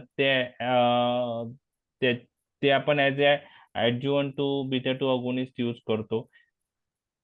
अँटीकोलिनर्जिक जास्त सीओपीडी कंडिशन मध्ये जास्त प्रेफर करतात कारण जे पॅरासिम्पॅथेटिक सिस्टीमचा रोल जो आहे तो सीओपीडीच्या पॅथोफिजिओलॉजी मध्ये जास्त आहेत अस्थमापेक्षा. तर बीटा 2 अगोनिस्ट मध्ये साबा आणि लाबा असे 2 ग्रुप आहे. साबा म्हणजे शॉर्ट ऍक्टिंग बीटा अगोनिस्ट आणि लाबा म्हणजे long acting beta agonist. Okay. तर साबा मध्ये साल्ब्युटामॉल आहे. त्याचा मॉडिफाईड फॉर्म लिव्होसाल्ब्युटामॉल आहे आणि टर्ब्युटालिन आहे. आणि लॉंग ऍक्टिंग बीटा अगोनिस्ट मध्ये सालमेट्रॉल आहे, फॉर्मोटेरॉल आहे आणि बांबुटेरॉल आहे. हे सगळे बीटा 2 अगोनिस्ट आहेत. तुम्हाला हे नावं सर्वांनाच माहीत असतील कारण day to day clinical practice मध्ये तुम्ही हे प्रिस्क्राईब पण करत आहात. बरोबर आहे. By inhalational route. ओके. तर त्यातले काही इनहेलेशनल रूटने आहेत अवेलेबल. ओके. तर साल्ब्युटामॉल, सालमेट्रॉल तुम्ही पाहिलेला आहे. हे झाले सिम्पॅथोमायमेटिक ड्रग. दुसरा ग्रुप आहे अँटीकोलिनर्जिक. ओके. आता बाकीचे नवीन ड्रग नाही लक्षात राहिले तरी चालेल. आर्फोमोटेरॉल आणि इंडॅकाटेरॉल ते नाही लक्षात राहिले तरी चालेल. त्यातले 2-3 नावं लक्षात राहिले तरी चालेल. सालमेट्रॉल, फॉर्मोटेरॉल आणि बांबुटेरॉल इतके राहिले लक्षात तरी चालेल. अँटीकोलिनर्जिक मध्ये ipratropium bromide, tiotropium bromide ANS मध्ये आपण बघितले आणि आपण एएनएस मधले हे 2 ड्रगच का प्रेफर करतो, ॲट्रोपिन का नाही करत ते पण बघितलंय. ॲट्रोपिन बेसिकली इनहेलेशनल रूटने अवेलेबलच नाहीये. Ipratropium bromide, tiotropium bromide meter dose inhaler किंवा रोटा इनहेलर मध्ये अवेलेबल आहे. त्यामुळे अँटीकोलिनर्जिक मध्ये इप्राट्रोपियम ब्रोमाइड, टायोट्रोपियम ब्रोमाइड आणि तिसरा जो ग्रुप आहे मिथिल झॅन्थिन त्यालाच आपण म्हणजे फॉस्फोडायस्टरेज इन्हिबिटर्स असंही म्हणतो. जे सायक्लिक एएमपी असतं त्याचा मेटाबॉलिझम साठी हा एन्झाईम लागतो. सायक्लिक एएमपीचा मेटाबॉलिझम 5' एएमपी मध्ये फॉस्फोडायस्टरेज एन्झाईमने होतं. हे एन्झाईम इनहिबिट झालं तर सायक्लिक एएमपीचं मेटाबॉलिझम होणार नाही. सायक्लिक एएमपीची लेवल वाढेल आणि आपण बघितलेलं आहे खूप वेळा सायक्लिक एएमपीची लेवल स्मूथ मसल मध्ये वाढली तर स्मूथ मसल रिलॅक्स होतात आणि मिथिल झॅन्थिन त्यामुळे ब्रॉन्कोडायलेटर्स म्हणून यूज करतात आणि त्यामध्ये थिओफायलिन, अमायनोफायलिन, डॉक्झिफायलिन हे ड्रग आहेत आणि मध्ये सिलोमिलास्ट आणि रोफ्लुमिलास्ट हे ड्रग आहेत. तर हे 3 ड्रग 3 ग्रुप ब्रॉन्कोडायलेटर्स मध्ये तुम्हाला एक्सप्लेन करायचे असतात. त्यांची मेकॅनिझम काय आहे, त्यांचे रोल काय आहे, त्यांचा साईड इफेक्ट काय आहे, तेवढं जर तुम्हाला केलं तर तुमचा ब्रॉन्कोडायलेटर शॉर्ट नोटला आला तरी कव्हर होईल आणि लॉंग क्वेश्चनचा पार्ट आला तरी कव्हर होईल. लक्षात आलं? क्लासिफिकेशन लक्षात आलं? Yes, sir. Okay. Drugs acting on leukotriene system 2 प्रकारचे ड्रग आहे. एक लॉक्स एन्झाईम इनिबिट करणारा झायल्युटॉन आणि दुसरं leukotriene receptor antagonist, LT1 receptor antagonist. त्यात सगळे नावं जे आहेत मॉन्टी लुकास, झापीर लुकास्ट आणि प्राण लुकास्ट, तर हे आणि इरा लुकास्ट, तर हे सर्व नावं जे आहेत त्यांचं स्पेलिंग लुकासने एंड होतं आणि सगळ्यांचे नावं जर बघितले तर मुलांचे जे नावं असतात तसे मॉन्टी, झापीर, प्राण आणि इरा. तर आम्ही ते सांगतो त्याच्यावरून लक्षात ठेवू शकता तुम्ही. बरोबर आहे? मॉन्टी, झापीर, प्राण आणि इरा लुकास्ट. तर यात तुम्हाला सर्वांना मॉन्टी लुकास्ट माहीतच आहे. ओके.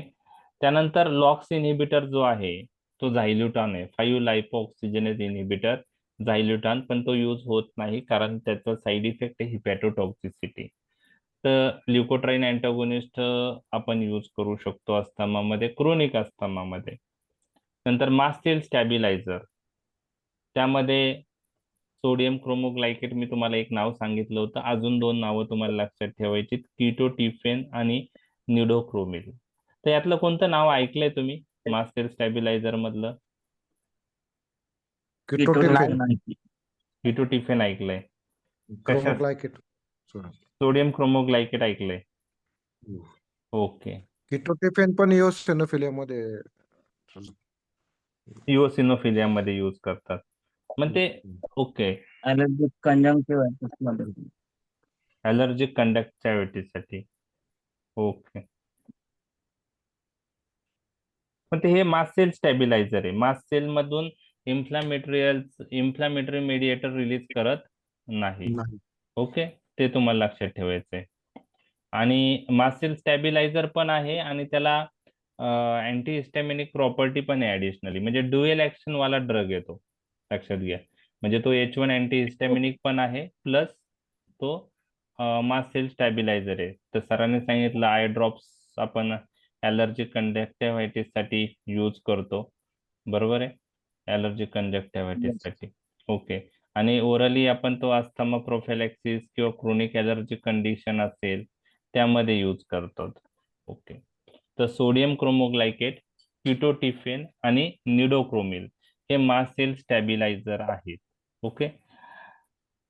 नंतर जे प्रोफिलॅक्सिस पॉइंट ऑफ व्ह्यू अस्थमामध्ये जो मोस्ट इम्पॉर्टंट ग्रुप म्हणू शकतो आपण, तो कॉर्टिकोस्टेरॉइड आहे. म्हणजे तुम्हाला जर विचारलं की अस्थमाच्या prophylaxis point of view based group कोणता, तर कॉर्टिकोस्टेरॉइड्स. याला अँटी इन्फ्लॅमेटरी प्रॉपर्टी आहे आणि ज्या पेशंटमध्ये अस्थमाचे अटॅक्स परत परत होत आहे, डेली अटॅक्स येत आहे, अशा पेशंटला फक्त ब्रॉन्कोडायलेटर देऊन फायदा नाही, तर त्यात तुम्हाला कॉर्टिकोस्टेरॉइड पण काही दिवस देणं गरजेचं असतं. तर better to start with inhalational corticosteroid in that patient. तर इनहेलेशनल कॉर्टिकोस्टेरॉइडचे एक्झाम्पल तुम्हाला सर्वांना माहित आहे. बेक्लोमिथॅझोन आहेत, बुडेसोनाइड आहे, फ्लुटिकासोन आहे. ओके. नवीन अजून फ्लुनिसोलाइड आणि सिक्लेसोनाइड आलेले आहेत. तर यातले 2-3 नावं जरी लक्षात राहिले तरी चालतात. आता याच्यामध्ये व्हायवा तुम्हाला विचारता what are the example of inhalational corticosteroids, तर काही जणांकडचं आन्सर येतं प्रिडनिसोलॉन, हायड्रोकॉर्टिसॉन, पण ते इनहेलेशनल अवेलेबल नाहीत.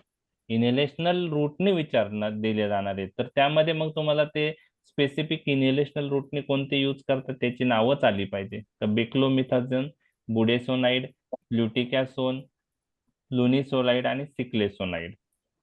आणि ओरली किंवा पॅरेंटली कोणते दिले जातात, तर सिस्टेमिक कॉर्टिकोस्टेरॉइड मध्ये हायड्रोकॉर्टिसॉन हेमिसक्सिनेट आहे, प्रिडनिसोलॉन आहे, हे आपण देतो. तर हे कॉर्टिकोस्टेरॉइड मधले दोन्ही ग्रुप तुम्हाला माहित पाहिजे. कुठं इनहेलेशनल कॉर्टिकोस्टेरॉइड यूज होतात, कुठं सिस्टेमिक मध्ये ओरल रूटने यूज होतात, कुठं IV कॉर्टिकोस्टेरॉइडची गरज असते अस्थमामध्ये.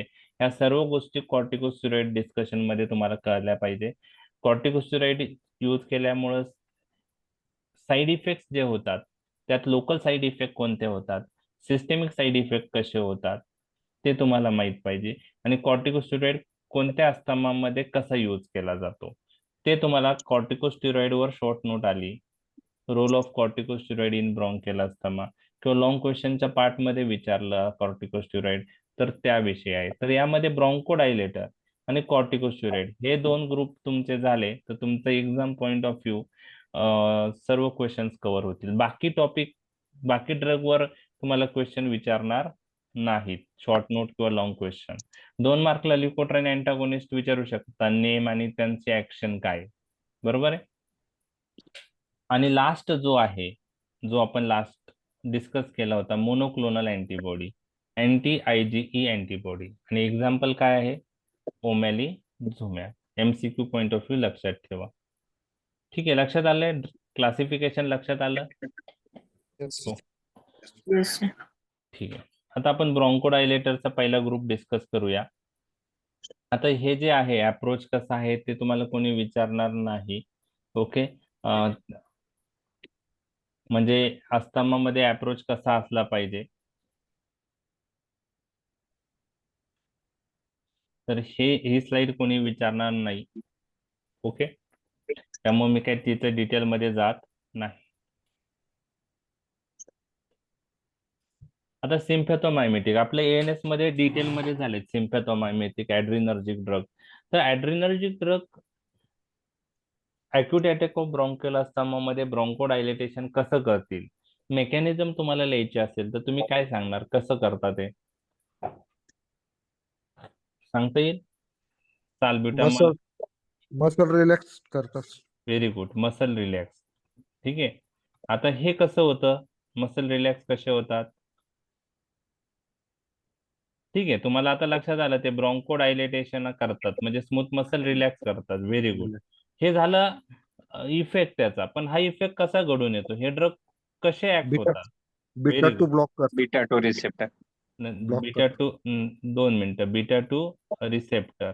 आता हे बीटा टू रिसेप्टर वर हे Agonist. ड्रग अगोनिस्ट म्हणून आहे का Agonist. अँटागोनिस्ट म्हणून आहे, अगोनिस्ट. अगोनिस्ट म्हणून आहे.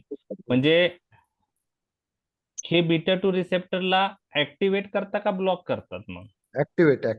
ऍक्टिव्हेट. तर खूप वेळेस काय होतं, याचा आन्सर लिहिताना खूप जण बीटा टू रिसेप्टर ब्लॉक करता असं लिहिलं जातं. म्हणजे तुमच्या माइंडमध्ये पण असतं की हे बीटा टू रिसेप्टर अगोनिस्ट आहे, पण ते बीटा टू रिसेप्टर ब्लॉकर म्हणून लिहितात खूप जण. क्लासिफिकेशन मध्ये पण आहे ना, साल्ब्युटामॉलला बीटा ब्लॉकर करतात, तर ते बीटा ब्लॉकर नाहीये, बीटा टू अगोनिस्ट आहे.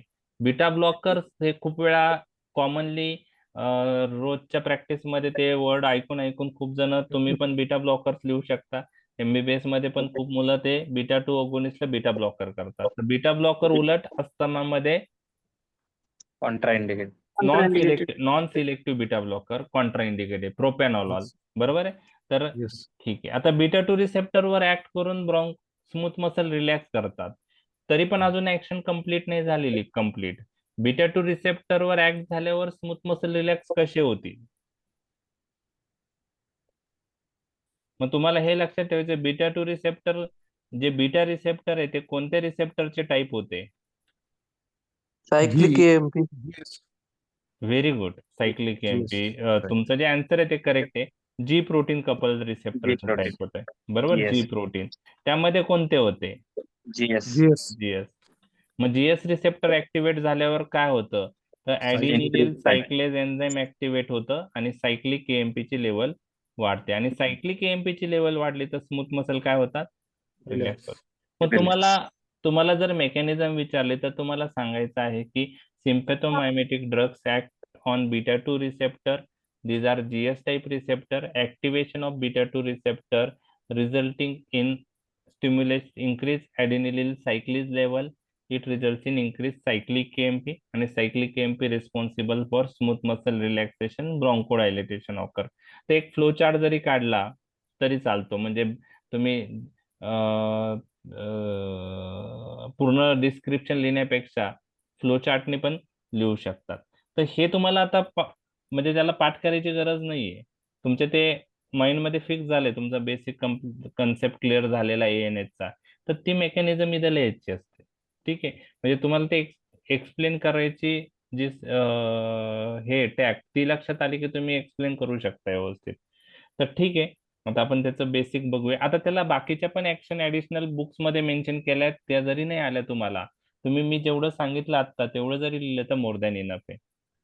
बा The why selective beta 2 agonists are preferred over non-selective adrenergic drug to minimize. Okay, ते आन्सर आता सांगितलंच याच्या समोर. तर आपण साल्ब्युटामॉल आहे, टर्ब्युटालिन आहे, तर ऍड्रेनालिन पण अस्थमामध्ये उपयुक्त आहे. ऍड्रेनालिन पण बीटा 2 रिसेप्टरवर ऍक्ट होतो अगोनिस्ट म्हणून, ब्रॉन्कोडायलेटेशन करतो, आणि सुरुवातीला नेबुलायझेशन मध्ये ऍड्रेनालिनचा पण यूज केला जायचा. बरोबर आहे, अस्थमाच्या पेशंटला ऍड्रेनालिन नेबुलायझेशन यूज करतात आज पण. तर ऍड्रेनालिन यूज करण्याचा तोटा काय आहे की तो बीटा 1 रिसेप्टरवर पण ऍक्ट होतो, आणि बीटा 1 रिसेप्टरवर ऍक्ट झाल्यावर काय होतं, जास्त पाल्पिटेशन होऊ शकतं, हार्ट रेट वाढू शकतं. असं नाही की साल्ब्युटामॉलने हार्ट रेट वाढत नाही, व त्यांनी पण वाढू शकतं, पण ऍड्रेनालिन बरोबर चान्सेस जास्त आहे. आपण काय म्हणतो की साल्ब्युटामॉल बीटा 2 अगोनिस्टिक ड्रग आहे, याचा अर्थ तो जास्त बीटा 2 रिसेप्टरवर ऍक्ट होतो, 100 टाइम्स त्याला सिलेक्टिव्हिटी आहे, पण डोस वाढला तर ही सिलेक्टिव्हिटी लॉस पण होऊ शकते. त्यामुळे साल्ब्युटामॉलनी पण पाल्पिटेशन येऊ शकतं आहे जास्त डोस झाला तर, पण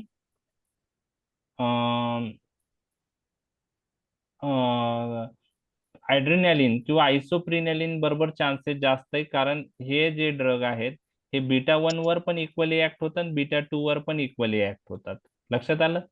त्यामुळं कार्डियाक कॉम्प्लिकेशन साईड इफेक्ट कमी करायचे असेल तर सिलेक्टिव्ह बीटा 2 अगोनिस्ट यूज करायचं. ठीक आहे, एक क्वेश्चन काय विचारलं, what about dexamethasone role in asthma versus prednisone. ठीक आहे, कॉर्टिकोस्टेरॉइड मध्ये मी ते डिस्कस करेल, प्रिडनिसोलोन आणि डेक्झामेथाझोन. आपण पहिले बीटा 2 अगोनिस्ट कडे कम्प्लीट करूया. ठीक आहे, तर मोस्ट इफेक्टिव्ह आणि फास्टेस्ट ऍक्टिंग ब्रोंकोडायलेटर आहे, म्हणजे drug of choice in acute attack of bronchial asthma विचारलं, 3 ब्रोंकोडायलेटर्सचे ग्रुप आहेत, त्यामध्ये सिम्पॅथोमायमेटिक, त्यामध्ये बीटा 2 अगोनिस्ट, कारण ते फास्ट ऍक्टिंग आहेत. ते act on beta 2 receptor, increase cyclic MP, relaxation of smooth muscle. आता ही ऍक्शन जरी लक्षात ठेवली मोर दॅन इनफ आहे. बुक्स मध्ये 3-4 ऍक्शन मेन्शन केल्यात बीटा 2 अगोनिस्टच्या. ते म्युकोसिलरी क्लिअरन्स वाढवतात. याचा अर्थ काय की रेस्पिरेटरी ट्रॅक मध्ये, ब्रॉन्काय मध्ये जी इपिथेलियल लाइनिंग असते त्याच्यावर जे सिलिया असतात, तर ते सिलियाची मुवमेंट वाढवतं हे ड्रग, आणि म्युकोसिलरी क्लिअरन्स वाढतो. म्हणजे जे म्युकस आहे, म्युकस जे सिक्रीट झालेलं आहे, या म्युकोसिलरी क्लिअरन्स मुळे ते बाहेर पडतं. लक्षात आलं? म्हणजे म्युकोसिलरी क्लिअरन्स वाढवल्यामुळे ह्या ड्रगनी जे म्युकस रिलीज झालेलं आहे रेस्पिरेटरी ट्रॅक मधलं, ते कुठं पडेल? बाहेर पडेल. लक्षात आलं? म्युकोसिलरी क्लिअरन्स हे ड्रग वाढवतात. तिसरं, हे ड्रग मायक्रोव्हॅस्क्युलर लिकेज कमी करतात. म्हणजे आता हे ऍडिशनल ऍक्शन नाही लक्षात राहिला तरी चालेल, we are expecting this mechanism from you. हे ऍडिशनल बुक्स मध्ये मेन्शन केलेले आहेत, त्या तुम्ही लिहिल्या तर तुम्हाला मार्क जास्त पडतील. आता म्युकोसिलरी क्लिअरन्स वाढवतात आणि मायक्रोव्हॅस्क्युलर लिकेज कमी होतं या ड्रगने. मायक्रोव्हॅस्क्युलर लिकेज कमी होतं, त्याचा महत्वाचा पॉइंट काय आहे ह्यामध्ये, ज्यावेळेस इन्फ्लामेशन होत असतं त्यावेळेस मायक्रोव्हॅस्क्युलर लिकेज वाढलेलं असतं, आणि हे ड्रग ते सप्रेस करतात. तर ही ऍडिशनल बेनिफिट पॉइंट आहे. अजून एक पॉइंट तुम्हाला मेकॅनिझम सांगायची आहे. ही जे मास्ट सेल आहे, मास्ट सेलवर पण बीटा 2 रिसेप्टर प्रेझेंट असतात. मास्ट सेलवर पण बीटा 2 रिसेप्टर प्रेझेंट असतात, आणि हे ड्रग ह्या बीटा 2 रिसेप्टरवर ऍक्ट झाले तर मास्ट सेल मधलं सायक्लिक एएमपी ची लेवल काय होईल? वाढेल. वाढेल. आणि हा सायक्लिक एएमपी इन्फ्लॅमेटरी मेडिएटरचं रिलीज इनहिबिट करतो. करतं, कमी करतं, आणि त्यामुळे मास्ट सेल स्टॅबिलाइज झाल्यासारखं होतं. बरोबर आहे? तर ही ऍक्शन पण या ड्रगची काही बुक्स मध्ये मेन्शन केलेली आहे, पण ती मेन ऍक्शन नाही. बरोबर आहे. म्हणजे त्यांनी अस्थमाच्या पेशंट मध्ये किती बेनिफिट होईल त्याबद्दल शंका आहे, ते काही क्लिअर नाही. So this drug may inhibit mediator release from the mast cell but may not contribute to the beneficial actions in the asthma because of rapid desensitization of the beta receptor present on mast cell. त्याचं reason त्यांनी असं सांगितलं की mast cell वरचे जे beta 2 receptor आहे त्यांचं rapid डिसेन्सिटायझेशन होतं, म्हणजे त्यांची सेन्सिटिव्हिटी कमी होती बीटा 2 अगोनिस्टला, आणि त्यामुळं ती ऍक्शन जास्त सिग्निफिकंट राहत नाही. तर ह्या 4 ऍक्शन ज्या आहेत ह्या बीटा 2 अगोनिस्टच्या आहेत. त्यातली पहिली ऍक्शन जरी तुम्ही मेन्शन केली तरी मोर दॅन इनफ आहे. हेच तुमच्याकडून एक्सपेक्टेड आहे. बरोबर आहे? लक्षात आलंय? येस. हो. येस. आता साबा आणि लाबा असे 2 ग्रुप आहेत. SABA mainly use to terminate the acute attack of asthma. त्यामध्ये साल्ब्युटामॉल आहे आणि टर्ब्युटालिन आहे. तर इनहेलेशनली आपण salbutamol terbutaline acute attack of bronchial asthma, म्हणजे त्यामध्ये पण अॅक्यूट अटॅक ऑफ ब्रॉन्कियल अस्थमाला तुम्ही साबा यूज करणार का लाबा? तर त्याचा आन्सर काय आहे? साबा. साबा. साबाचा अर्थ आहे शॉर्ट ऍक्टिंग बीटा 2 अगोनिस्ट. लाबाचा अर्थ आहे लॉंग ऍक्टिंग बीटा 2 अगोनिस्ट. तर साबा आपण अॅक्यूट अटॅकला प्रेफर्ड करतो. साल्ब्युटामॉल आणि टर्ब्युटालिन ड्रग येतात. ते फास्ट ऍक्टिंग आहेत, पण त्यांची ड्युरेशन ऑफ ऍक्शन काय? शॉर्ट आहे. लाबा लॉंग ऍक्टिंग आहे, पण त्यांचा ऑनसेट ऑफ ऍक्शन स्लो असतो. त्यामुळे ते अॅक्यूट अटॅक मध्ये साबा आपण प्रेफर करतो त्यांच्यापेक्षा. ओके, ठीक आहे. मग आता लाबा कुठं यूज होतं ते पण तुम्हाला माहित पाहिजे. तर साबा आपण राऊंड द क्लॉक प्रोफिलॅक्सिस साठी यूज करत नाही, अॅक्यूट अटॅक मध्ये यूज करतो. अटॅक सबसाइड झाला, okay. Round the clock prophylaxis म्हणजे त्यासाठी आपल्याला लॉंग ऍक्टिंग ड्रग बरोबर महत्वाचं असतं. आणि राऊंड द क्लॉक प्रोफिलॅक्सिस साठी जर बीटा 2 अगोनिस्ट यूज करायचा असेल तर long acting beta 2 agonist use केला पाहिजे. मग त्यासाठी काय यूज करणार आपण? लाबा. लक्षात आलं? तर कॉर्टिकोस्टेरॉइड्स बरोबर आपण क्रोनिक अस्थमा मध्ये जेव्हा बीटा 2 अगोनिस्ट आणि कॉर्टिकोस्टेरॉइड कॉम्बिनेशन द्यायचं असतं, तर त्यामध्ये कॉर्टिकोस्टेरॉइड बरोबर साल्मेट्रॉल किंवा बाकी long acting beta agonist prefer करतो. कारण साल्ब्युटामॉल पेक्षा साल्मेट्रॉल हा लॉंग ऍक्टिंग आहे. आणि कॉर्टिकोस्टेरॉइड बरोबर देण्याचा रोल काय असतो की राऊंड द क्लॉक प्रोफिलॅक्सिस साठी देतो. त्यासाठी लॉंग ऍक्टिंग बीटा 2 अगोनिस्टची गरज असते. तर साबा आपण अॅक्यूट अटॅकला देतो आणि लाबा आपण राऊंड द क्लॉक प्रोफिलॅक्सिस साठी देतो. आणि बेसिकली आपण कॉर्टिकोस्टेरॉइड कॉम्बिनेशन मध्ये तो देतो. लक्षात आलं लाबाचा रोल? लाबा म्हणजे लॉंग ऍक्टिंग बीटा 2 अगोनिस्ट, त्यात साल्मेट्रॉल नावाचा ड्रग आहे. साबा आणि लाबा हे वर्ड ऐकलेत का तुम्ही? हो सर. नाही. नाही.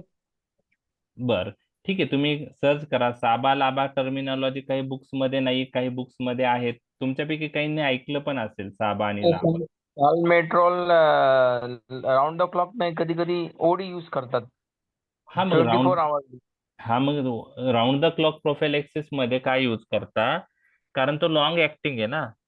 तुम्हाला जास्त वेळ इफेक्ट राहायचा असेल, राऊंड द क्लॉक म्हणजे काय की 24 आवर त्याची ऍक्शन राहिली पाहिजे. 24 आवर. मग तुम्ही बीडी जरी दिला, बरोबर आहे, तरी होतं. पण साल्ब्युटामॉल जो आहे ना तो शॉर्ट ऍक्टिंग आहे. 4 ते 6 तासात त्याची ऍक्शन संपली समजा, तर आपल्याला मग परत देणं आहे. म्हणून आपल्याला जर अॅक्यूट अटॅक असेल तर फास्ट ऍक्टिंग साल्ब्युटामॉल आहे. तुम्हाला अटॅक सबसाइड करायचा आहे, पेशंटला लगेच रिलीफ पाहिजे, तर साल्ब्युटामॉल वाला ड्रग साल्ब्युटामॉल देणं गरजेचं आहे. आणि तुमचा पेशंट ओके, आता तुम्हाला राऊंड द क्लॉक प्रोफिलॅक्सिस बरोबर कॉर्टिकोस्टेरॉइड म्हणजे क्रोनिक अस्थमाचा पेशंट आहे, कॉर्टिकोस्टेरॉइड स्टार्ट केलेत, त्याच्याबरोबर बीटा 2 अगोनिस्ट पण द्यायचा आहे. तर त्यात म्हणजे लाबा प्लस कॉर्टिकोस्टेरॉइड कॉम्बिनेशन चांगलं. ते एमडीआय सारखं एमडीआय असतो ना तो जास्त करून. काय एमडीआय असतो ना सर तो. हा, इमिटर डोस इनहेलर आणि कॉर्टिकोस्टेरॉइड ते म्हणजे एमडीआय तो इनहेलर असतो ना. हा, तो कॉम्बिनेशन मध्ये अवेलेबल असेल. पहा, तुम्हाला म्हणजे बुडेसोनाइड प्लस साल्मेट्रॉल किंवा फ्लुटिकासोन प्लस साल्मेट्रॉल फिक्स डोस कॉम्बिनेशन मध्ये जे मीटर डोस इनहेलर येतो, तर हो सर. कॉर्टिकोस्टेरॉइड बरोबर कशाचं कॉम्बिनेशन तुम्ही जास्त पाहिले? साल्ब्युटामॉल का साल्मेट्रॉल असं विचारतोय मी. साल्मेट्रॉल. साल्मेट्रॉल त्याचं रिझनच आहे, तो लॉंग ऍक्टिंग आहे, त्याच्यामुळं तो आपण आणि राऊंड द क्लॉक प्रोफिलॅक्सिस साठी प्रिफर करतो. आणि साल्मेट्रॉल ॲज अ सिंगल आपण ॲक्यूट अटॅकला का प्रेफर करत नाही? कारण त्याचा ऑनसेट ऑफ ऍक्शन थोडा स्लो असतो साल्ब्युटामॉल पेक्षा. आता हे ॲज पर बुक आहे, साल्ब्युटामॉल आपण ॲक्यूट अटॅक असेल तर साल्ब्युटामॉल बेस्ट आहे, आणि राऊंड द क्लॉक प्रोफिलॅक्सिस मध्ये कॉर्टिकोस्टेरॉइड बरोबर आपण लाबा प्रेफर करतो. लक्षात आलं? त्यामध्ये साल्मेट्रॉल तरी लक्षात ठेवलं तरी खूप आहे. ठीक आहे. ओके, ठीक. आता याच्यामध्ये 5-10 मिनिटं आपण आहे आपल्याकडे. साल्ब्युटामॉल नावाचा ड्रग जो आहे त्याविषयी जाणून घेऊया. हायली सिलेक्टिव्ह बीटा 2 अगोनिस्ट आहे, त्यामुळे सिव्हिअस ऍडव्हर्स इफेक्ट कमी आहे. परंतु जे आहे हे ड्रग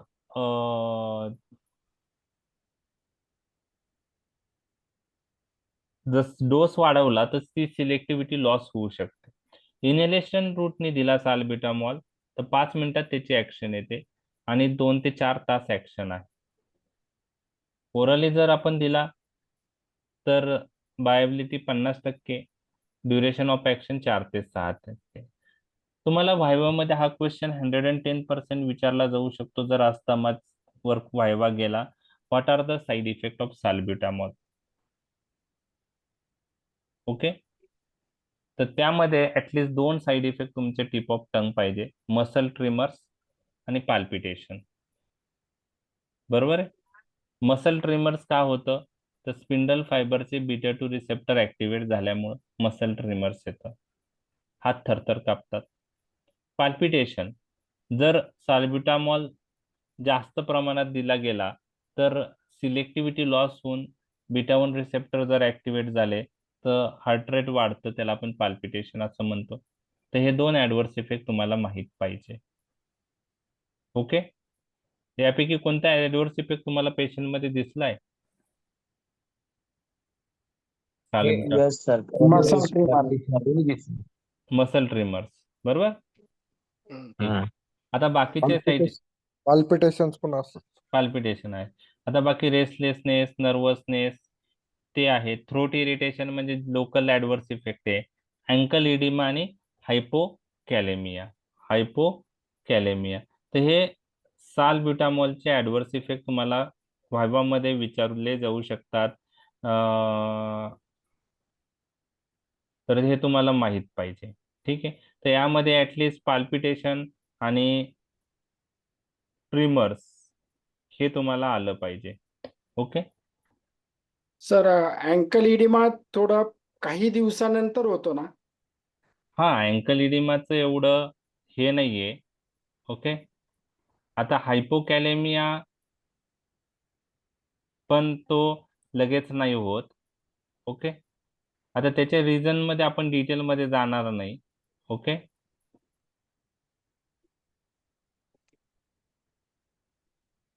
अँकल इडिमा पण काही दिवसानंतर होतो. आजच एक पेशंट आली होती अँकल इडिमा, सीओपीडी, आणि 3 आठवड्यापूर्वी तिला ऍडमिशन होतं. मग त्या अँकल इडिमा हार्टमुळे आहे का कशामुळे मला कळलं नाही. आत्ता लक्षात आलं साइड इफेक्ट ऑफ द. नाही, ते आता साल्ब्युटामॉल पर्यंत मुळात असेल का असं आपण सांगू नाही शकत. ओके. म्हणजे अँकल इडिमा काय आहे की बीटा 2 रिसेप्टर स्टिम्युलेट झाल्यामुळं म्हणजे पेरिफेरल व्हॅसोडायलेटेशन झाल्यामुळे काही पेशंट मध्ये होतो, परंतु तो अनकॉमन आहे, म्हणजे कॉमन नाहीये. म्हणजे तुम्ही दुसरे जे कॉजेस असतील इडिमाचे ते पण रूल आउट करणं गरजेचं आहे. म्हणजे तो अनकॉमन आहे. कॉमन असतं तर आपण म्हणलो असतो हा होऊ शकतो त्याच्यामुळे, कारण अनकॉमन असेल तर डेफिनेटली अदर कॉजेस जे आहे. ओके. तर याचं रिझन जे आहे ड्रग इंड्यूस पेरिफेरल व्हॅसोडायलेटेशन होतं साल्ब्युटामॉलमुळं. बरोबर आहे. तर पेरिफेरल व्हॅसोडायलेटेशन होतं आणि त्याच्यामुळे तो होतो. पण तो कधी होणार, जर तुम्ही इनहेलेशनली यूज करत असेल तर सिस्टेमिक ऍडव्हर्स इफेक्ट लगेच नाही होणार ना. लक्षात आलं. हम्म. आपण ओरली साल्बिटामॉल देत असू तर चान्सेस जास्त आहे, इनहेलेशनली देत असू तर चान्सेस कमी आहे अँकल इडिमा हायपोकॅलेमियाचे. लक्षात आलं. सगळे मसल ट्रिमर म्हणजे किती ड्रग सिस्टेमिक सर्क्युलेशन मध्ये जातो ते फार महत्वाचं आहे. तर बाकी कॉजेस पण महत्वाचे आहेत, ते पण पहिले रूल आउट केले पाहिजे. आणि ओल्ड एज असेल ना पेशंट, 80 years, 80. मग ते हार्ट रिलेटेड इश्यू पण असतात, कार्डियक आउटपुट कमी झालेलं असतं. बरोबर आहे. अजून कोणते ड्रग चालू आहे का ते पहा. अजून कोणत्या ड्रग बरोबर अँकल इडिमा येऊ शकतो. Calcium channel blockers, amlodipine. Amlodipine. तर ते मेन आता बाकी म्हणजे एखाद्या पॅथोफिजिओलॉजिक एखाद्या डिसीजमुळे पण अँकल इडिमा असू शकतो त्या पेशंटला. तर साल्बिटामॉल रेअरली अँकल इडिमा करतो, रेअरली हायपोकॅलेमिया करतो. मसल ट्रिमर्स आणि पाल्पिटेशन तुम्हाला माहित पाहिजे. ठीक आहे. ओके. त्यानंतर युजेस साल्बिटामॉल आपण इनहेलेशनल रूटने यूज करतो इन अॅक्यूट अटॅक. ओके. त्यानंतर not preferred for regular use for round the clock prophylaxis. Okay. आणि ओरल साल्ब्युटामॉल थेरपी आपण रिझर्व ठेवतो, कारण त्यांचे साईड इफेक्टचे चान्सेस जास्त आहे. ज्या पेशंटला इनहेलर करेक्टली यूज करता येत नाही, ओके, किंवा सिव्हिअर अस्थमा आहे, तर त्यामध्ये कॉर्टिकोस्टेरॉइड देतो आहोत, त्यांनी फरक नाही, म्हणजे कॉर्टिकोस्टेरॉइड देत आहोत प्लस तरी इम्प्रूव्ह नाही, तर ऍडिशनली ओरली काही दिवस आपण साल्ब्युटामॉल देऊ शकतो. परंतु बेस्ट वे इनहेलेशनल आहे, बेस्ट रूट म्हणता येईल. तर salbutamol 100 to 200 microgram by inhalational route आहे रूट डोस. ओरली 2 ते 4 मिलीग्रॅम. नेब्युलायझेशनने द्यायचं असेल तर 2 ते 5 मिलीग्रॅम. आणि सबक्युटॅनसली किंवा इंट्रामस्क्युलर स्टॅटस अस्थमॅटिकस मध्ये कधी कधी इनहेलेशनली देता येत नसेल तर 0.5 मिलीग्राम सबक्युटॅनस. हा, काही क्वेरी आहे का सर? विचारा. सर कधी कधी रिअरली साल्बुटामॉल इनहेलेशन नंतर सिनकोपचे एपिसोड पण बघायला मिळाले. Patient sudden faint. मग तेच झालं ना. साल्ब्युटामॉलचं जर आपण डोस सिस्टेमिक सर्क्युलेशन मध्ये जर जास्त इफेक्ट आला, पेरिफेरल व्हॅसोडायलेटेशन झालं, व्हॅसोडायलेटेशन झाल्यामुळं मे बी सिंकोप मध्ये जात असतील, हायपोटेन्शन मध्ये. ब्लड प्रेशर अच्छा. त्याचं चेक केलं का? फेंटिंग झाल्यानंतर मग कमी चालू होतं सर. कमी चालतं. तर मे बी ते असू शकतं, म्हणजे पेरिफेरल व्हॅसोडायलेटेशन. आणि प्रत्येक पेशंटचा रिस्पॉन्स वेगळा असतो, म्हणजे हा, ते सगळ्याच सेन्सिटिव्ह पेशंटला नाही. पेशंट मध्ये ते जास्त. हो, म्हणजे एखाद्याला सेन्सिटिव्हिटी जास्त असेल ना बीटा रिसेप्टरला, तर मग त्या पेशंटला रिस्पॉन्स जास्त येतो. मग त्यात मग साईड इफेक्ट पाल्पिटेशन किंवा ट्रिमर्स, बाकी फेंटिंग, सिंकोप ते पण दिसू शकतात. तर it is due to Yes. Vasodilatation through beta 2 receptor. Terbutaline Okay. Salbutamol सारखाच आहे. 250 microgram by inhalation, 5 milligram oral. तर ओरली यूज करतो, इनहेलेशनली यूज करतो. लिओसाल्ब्युटामॉल हा साल्ब्युटामॉलचा काय म्हणता येईल की ऍडव्हान्स व्हर्जन आहे. लिओ इनॅन्शिओमर आहे. तर जे पण इनॅन्शिओमर असतात ते हाफ डोसला इफेक्टिव्ह असतात आणि साईड इफेक्ट त्यांचे कमी असतात. जसं ॲटिनॉलचं एस इनॅन्शिओमर अवेलेबल आहे, एस ॲटिनॉलॉल, तसं आहे. तसं साल्ब्युटामॉलचा एक लिओ साल्ब्युटामॉल आहे. So currently, Leo and Resmic salbutamol are the most popular drug for quick reversal of bronchospasm, but should not be used on regular basis. म्हणजे अॅक्यूट अटॅक आला तेव्हा यूज करतात. प्रोफेलॅक्सिस राऊंड द क्लॉक साठी साल्मेट्रोल best आहे. ठीक आहे. राहिलेला part आपण उद्या डिस्कस करूया. लाभा 11:30 वाजलेत. ठीक आहे. तर साबा आपला डिस्कस झालाय आणि राहिलेले पण ड्रग्स आपण उद्या बघूया. Thank you sir. ओके, ठीक आहे. Thank you sir. Okay, good. Individual drugs, good night. तुम्हाला इंडिव्हिज्युअल ड्रग कोणी विचारणार नाही. फक्त बीटा 2 अगोनिस्टची मेकॅनिझम, साईड इफेक्ट जेवढे लक्षात ठेवले तरी चालतं, त्यापेक्षा जास्त नाही. आणि अस्थमा मध्ये कशासाठी वापरतात, साबा कुठं वापरतात आणि लाबा कुठं वापरतात, दॅट्स इट. इंडिव्हिज्युअल ड्रग विषयी कोणी विचारणार नाही. फक्त तुम्हाला इंडिव्हिज्युअल ड्रग्स तुम्हालाच माहित असणार आहे डिटेल मध्ये, विथ डोस तुम्हाला माहित असणार आहे. ठीक आहे. चालेल. ठीक आहे, समजलाय टॉपिक. थोडं आपण येस सर.